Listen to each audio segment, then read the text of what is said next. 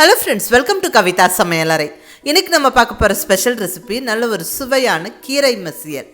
Simple and ஈஸியாக செய்யக்கூடிய ஒரு ஹெல்தியான ரெசிபி இது. நம்ம டக்குன்னு செஞ்சிடலாங்க. இங்கே நல்ல ஒரு 2 வகையான பருப்பு சேர்த்து சத்தான கீரை சேர்த்து அருமையாக இந்த கீரை மசியல் செய்கிறோம். ரொம்ப ரொம்ப டேஸ்ட்டாக இருக்கும். குழந்தைங்கள்லேருந்து பெரியவங்க வரைக்கும் எல்லாருமே விரும்பி சாப்பிடுவாங்க. இட்லி, தோசை, சப்பாத்தியோடலாம் ரொம்ப நல்ல பொருத்தமாக இருக்கும். அதை விட சுட சுட சாதத்தோட இந்த கீரை மசியல் அட்டகாசமாக இருக்குங்க. நல்ல சாதம், கீரை மசியல் கூட தொட்டுக்கு ஒரு அருமையான பொரியல் இருந்தால் போதும், நல்ல ஒரு ஹெல்த்தியான மீல் சாப்பிட்டோங்கிற திருப்தி இருக்கும். கீரையெல்லாம் கண்டிப்பாக அடிக்கடி நம்ம உணவில் எடுத்துக்கணும். அதுவும் நல்ல பருப்பெல்லாம் சேர்த்து இந்த மாதிரி ஒரு மசியலாக செய்யும்போது ரொம்பவுமே டேஸ்ட்டாக இருக்கும். எல்லாருமே விரும்பி சாப்பிடுவாங்க. நம்ம குயிக்காகவும் செஞ்சிடலாம். ஸோ மிஸ் பண்ணாமல் இந்த ரெசிபியை ட்ரை பண்ணி பாருங்கள். நல்லா ஹெல்த்தியாக சமைச்சோம், ஹெல்த்தியாக சாப்பிட்டோங்கிற திருப்தி இருக்கும். ஸோ மிஸ் பண்ணாமல் ட்ரை பண்ணி பாருங்கள். இப்போ வாங்க கீரை மசியல் செய்ய ஸ்டார்ட் பண்ணிடலாம். ஃபஸ்ட்டு ஸ்டெப்பாக நம்ம பருப்பு வேக வச்சிடலாம். இங்கே 2 வகையான பருப்பு எடுத்துருக்கிறேன். பாசிப்பருப்பு, துவரம் பருப்பு.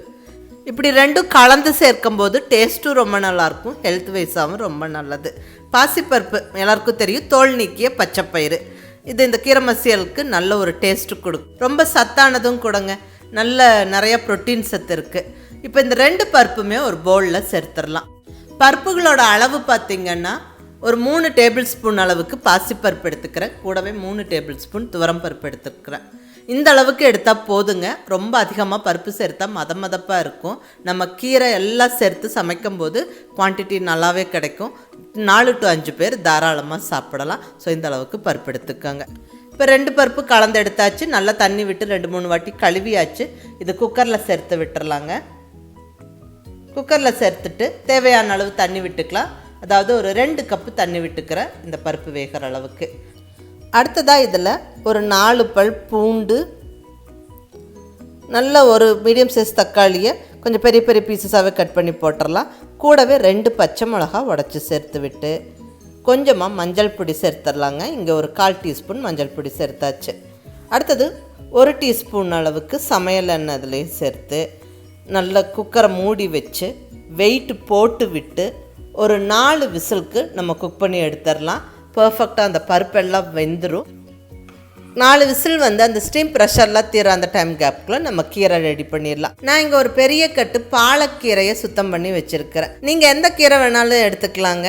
அதாவது கடையலுக்கு சேர்க்கக்கூடிய அந்த சிறுகீரை, அரைக்கீரை எது வேணாலும் உங்களுக்கு எது அவைலபிளோ அதை எடுத்துக்கலாம். இதே மெத்தடில் நீங்கள் செய்யலாம். இப்போ நல்லா கழுவி சுத்தம் பண்ணி கட் பண்ணி வச்சாச்சு. கீரை ரெடி. இங்கே குக்கர் நல்லா விசிலெல்லாம் இந்த ஸ்டீம் ப்ரெஷர்லாம் போனதுக்கப்புறம் ஓப்பன் பண்ணுறோம். பாருங்கள், பர்ஃபெக்டாக அந்த பருப்பெல்லாம் நல்லா வெந்திருக்கு. தக்காளி, பச்சை மிளகா, பூண்டு எல்லாம் சேர்த்து வேக வச்சுருந்தோம். நல்லா வாசனையாக நல்லா வெந்து ரெடியாக இருக்குது. இப்போ நம்ம கழுவி ரெடியாக வச்சுருக்கிற கீரையை சேர்த்துடலாங்க. கீரை ஃபஸ்ட்டு சேர்க்கும் போது நிறையா இருக்கிற மாதிரி இருக்கும். அப்புறம் பார்த்தா நம்மளுக்கு வெந்தோன்னா சுருங்கி கம்மியாயிடும். நல்லா கலந்து விட்டுறலாம். நம்ம காரத்துக்கு ஜஸ்ட் 2 பச்சை மிளகா தான் போட்டிருந்தோம். இப்போ 2 டீஸ்பூன் அளவுக்கு சாம்பார் பொடி சேர்த்துடலாங்க. நல்ல டேஸ்ட்டாக இருக்கும். சாம்பார் பொடி சேர்த்து நல்லா கலந்து விட்டுட்டு இப்போ நம்மளுக்கு குழம்பு எந்த அளவுக்கு வேணுமோ அதுக்கு தண்ணி சேர்த்துக்கலாம். ரொம்ப அதிகமாக தண்ணி சேர்க்காதீங்க, குழம்பு அப்புறம் சலசலன்னு போயிடும். நான் இங்கே கொஞ்சமாக ஒரு சின்ன டம்ளரில் 1 டம்ளர் தண்ணி தான் சேர்த்துருக்கிறேன். கூடவே தேவையான அளவு உப்பும் சேர்த்து நல்லா கலந்து விட்டுடலாம். இது நல்லா ஒரு கொதிக்கு வெந்து வரட்டும். கீரை சீக்கிரமாக வெந்துடும். ஒரு 3-4 நிமிஷத்தில் வெந்துடும். ஸோ கீரை நல்லா ஒரு கொதிக்கு கொதித்து வரட்டுங்க. நம்ம அதுக்குள்ளே நம்ம தாளிப்பு ரெடி பண்ணிடலாம். இங்கே ஸ்டவ்வில் ஒரு தாளிப்பு கரண்டி வச்சாச்சு. இதில் ஒரு 2 ஸ்பூன் அளவுக்கு தேங்காய் எண்ணெய் சேர்த்துக்கிறேன். நம்ம கீரைக்கடையிலெல்லாம் அந்த தேங்காய் எண்ணெய் விட்டு தாளித்தா டேஸ்ட் அட்டகாசமாக இருக்குங்க. அதை நீங்கள் மிஸ் பண்ணாமல் ட்ரை பண்ணி பாருங்கள். இப்போ நல்லா இந்த கோகோனட் ஆயில் சூடானதுக்கப்புறம் 1 டீஸ்பூன் கடுகு உளுந்தம்பருப்பு சேர்த்து நல்லா பொரிய விட்டுறலாம். கூடவே 1 டீஸ்பூன் அளவுக்கு சீரகமும் சேர்த்து நல்லா பொரிய விட்டுறலாம். இந்த சீரகம் எல்லாம் மஸ்ட்டு. அடுத்ததாக 2 வரமிளகா, கூடவே ஒரு 15 to 20 சின்ன வெங்காயம். எப்பவும் நம்ம கீரைக்கடையிலெல்லாம் செய்யும் போது இந்த சின்ன வெங்காயம் வதக்கி சேர்த்தாவே டேஸ்ட் அட்டகாசமாக இருக்குங்க. ஸோ முடிஞ்ச வரைக்கும் சின்ன வெங்காயம் வதக்கி சேர்க்க ட்ரை பண்ணுங்கள். சப்போஸ் சின்ன வெங்காயம் இல்லை அப்படின்னா ஒன்றும் பிரச்சனை இல்லை, நீங்கள் பெரிய வெங்காயமும் வதக்கி சேர்த்துக்கலாம். வெங்காயம் நல்லா வதக்கிட்டு அதுக்கப்புறமா நம்ம கீரையில் சேர்த்துக்கலாம். ஸோ கொஞ்சம் பொறுமையாக 1-2 நிமிஷம் வதக்கி விடுங்க. வெங்காயம் நல்லா வதங்கிருச்சுங்க. இப்போ நம்ம வெந்துக்கிட்டு இருக்கிற கீரையில் சேர்த்துடலாம். கீரை நல்லா வெந்துருச்சு பாருங்கள். இப்போ கீரையில் வெங்காயம் சேர்த்து விட்டு நல்லா கலந்து விட்டுடலாம். ஜஸ்ட் ஒரு நிமிஷம் மட்டுமே இதுக்கப்புறம் கொதித்து வரட்டும். அதிகம் நேரம் கொதிக்க விட வேண்டாம். ஏன்னா கீரை ஆல்மோஸ்ட் வெந்துருச்சு. அவ்வளோதான். ஒரு கொதி வந்ததுக்கப்புறமா நம்ம ஸ்டவ்வை ஆஃப் பண்ணி விட்டுடலாம். கடைஞ்சிடலாம். நல்லா ஒரு உடன் மத்து வச்சு கடைஞ்சி விட்டுருங்க.